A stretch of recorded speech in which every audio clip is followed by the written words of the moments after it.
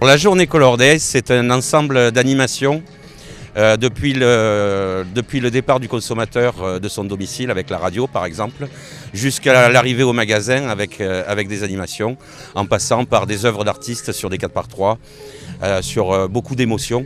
Aujourd'hui, c'est l'artiste Cédric Boucard qui avait déjà travaillé pour nous l'année dernière, en tout cas fait une œuvre en live, et on peut le voir là derrière en train de continuer son œuvre. D'accord, vous pouvez nous décrire un peu l'œuvre ?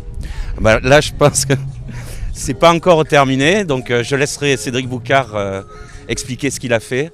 Mais c'est de l'art de rue, du street art comme on dit.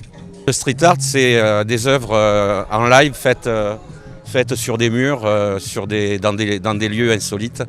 C'est de l'art éphémère, c'est de l'art gratuit, de l'art du quotidien et accessible à tous. En fait, déjà la thématique était tout en couleur. Donc c'est vrai que moi, je pars en impro et je suis parti avec l'idée d'une danseuse qui est expulsée par une balle de couleur, on pourrait dire, symbolisant quelque part le Big Bang et la naissance. Et voilà, donc pour l'instant, je suis dans ce truc-là. Et comment l'inspiration vous vient ? Est-ce que vous avez réfléchi quelques jours avant ou ça vient comme ça ?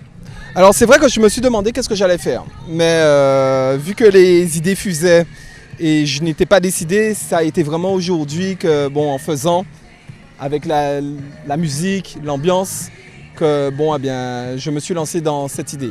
Le choix des couleurs, c'est une question qui n'est pas forcément consciente.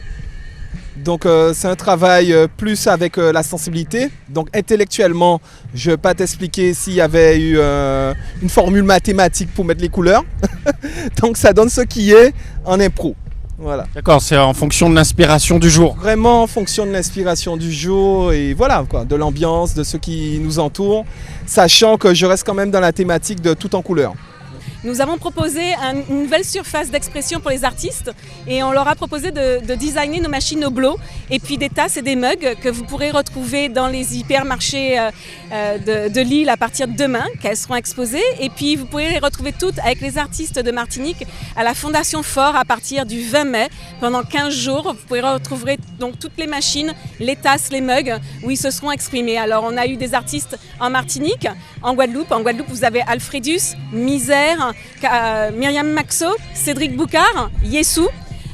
Et puis en Martinique, il y a eu le collectif Madapinte avec Oshi et Xan. Et puis Carole Aurore aussi, qui est une artiste lamontinoise. Donc tout le monde s'est exprimé sur ces nouveaux supports qui sont des supports originaux pour eux, parce qu'ils n'ont pas l'habitude de s'exprimer sur des surfaces en 3D, des objets du quotidien qui sont dans notre cuisine.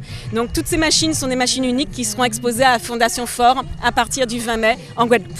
On les a laissés complètement libres. On a fait un appel à projet autour des cubes et des couleurs et ils ont pu s'exprimer librement. Après, nous avons sélectionné des artistes parce qu'on ne pouvait malheureusement pas tous les prendre. Il y a de nombreux artistes ont répondu à cet appel à projet et nous avons sélectionné ceux qui correspondaient plus aux couleurs, à l'explosion des couleurs, aux cubes, à notre marque. Mais sinon, ils étaient complètement libres et Cédric que vous voyez derrière, on ne sait pas qu'est-ce qu'il va dessiner. C'est vraiment un live painting.